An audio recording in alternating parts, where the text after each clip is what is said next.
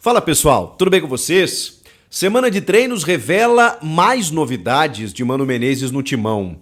E tem mudanças à vista no time titular, nas escolhas do treinador, e tem uma distância entre o trabalho anterior e esse que a gente precisa falar. Chega mais, eu sou o Chico Garcia, inscreva-se no canal e vamos juntos!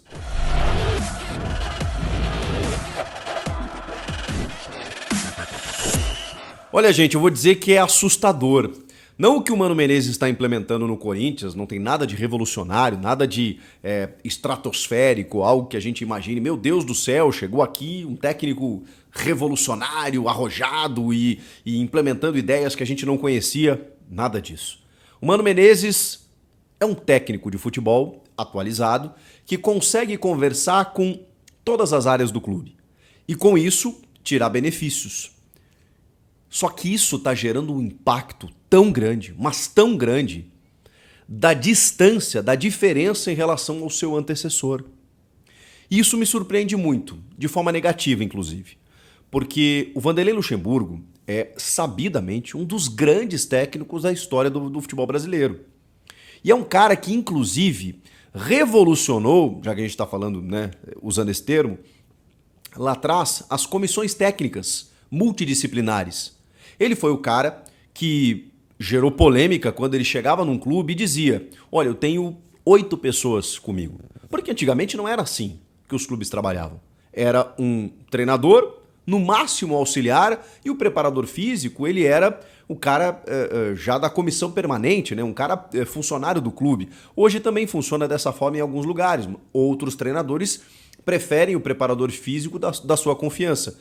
Mas o Luxemburgo começou a chegar com o auxiliar, às vezes mais de um, o preparador físico, o fisioterapeuta, o fisiologista, o cara da análise de desempenho. Ele começou a levar toda essa turma. E aí o seu valor, né, ele acabava custando mais. Porque ele levava toda essa galera. E ele foi muito criticado no início. Depois, todos os clubes começaram a fazer isso.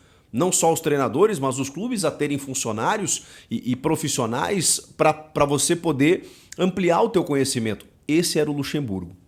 Pois bem, o Mano Menezes chegou no Corinthians e a gente já falou aqui sobre algumas mudanças visíveis que a gente percebeu já no campo de jogo, com poucos treinamentos, ainda 2 jogos apenas e tudo mais, numa perspectiva que ainda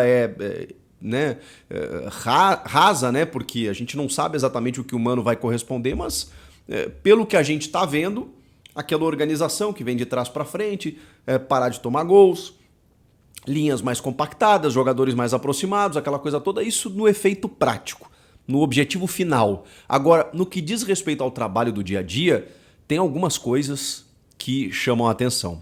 Pelos relatos dos repórteres que acompanharam esses últimos dias, especialmente naqueles em que você tinha a possibilidade de acompanhar o treinamento, e o Corinthians teve pelo menos um treino aberto durante a semana, 1h30 de trabalhos, em que todos os repórteres conseguiram ir lá e flagrar, né, aquela atividade que eu muito fiz na minha vida e era muito gostoso, né?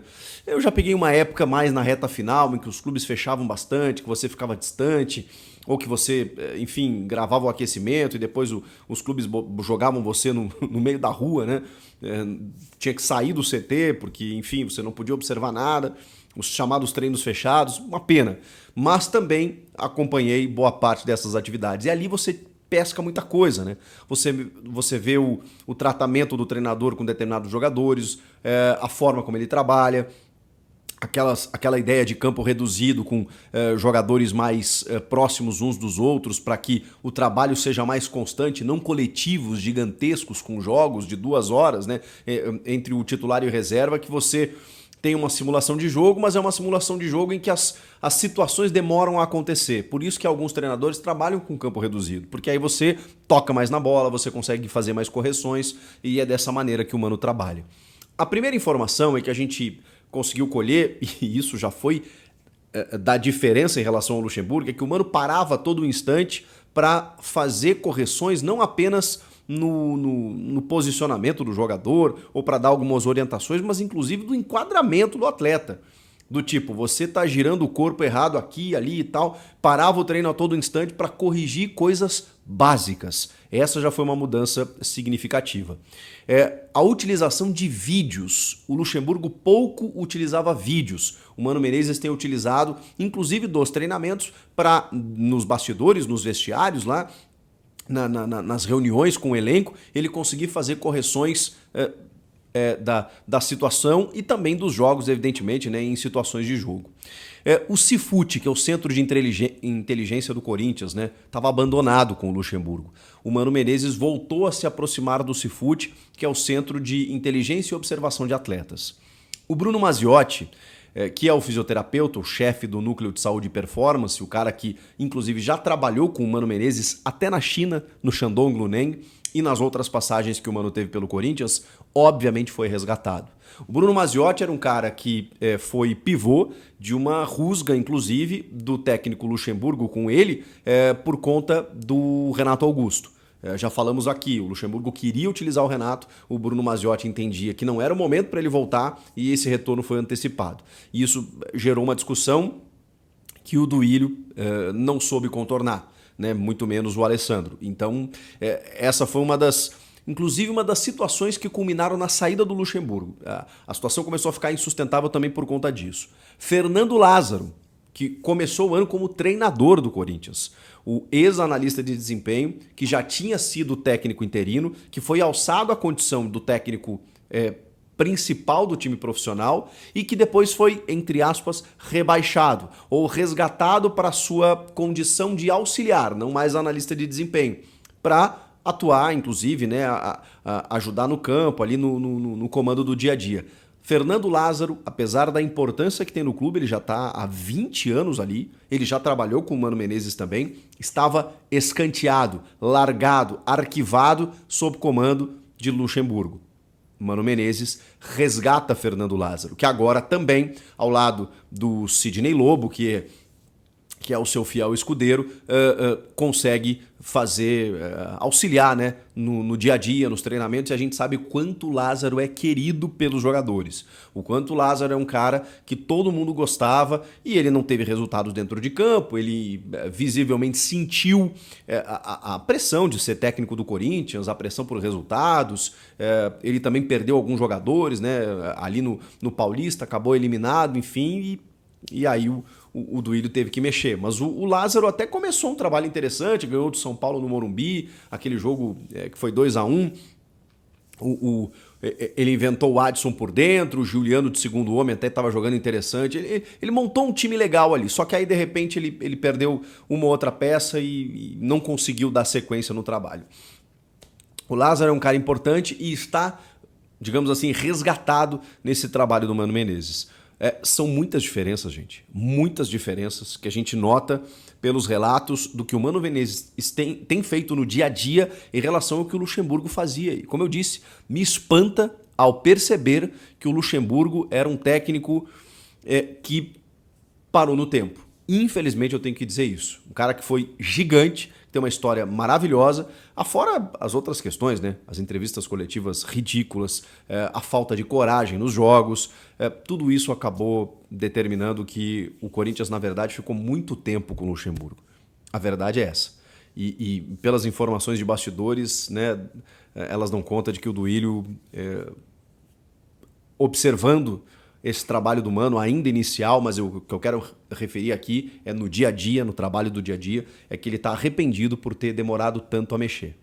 Porque, assim, você está falando de um trabalho profissional, com um trabalho, com todo respeito ao Luxemburgo, assim, que faltava muita coisa dentro da necessidade do futebol atual, que hoje é muito exigente nesse aspecto em você contar com essa comissão multidisciplinar, usar a tecnologia e utilizar recursos que você tem à disposição, ainda mais num clube do tamanho do Corinthians, com a estrutura do Corinthians. Luxemburgo não aproveitava isso. Agora a gente está vendo o Mano Menezes aproveitar. Isso vai implicar em resultados dentro de campo? Não sei. Estou dizendo que o trabalho do dia a dia é muito diferente, mas muito superior ao que lá tinha. Incrível, hein?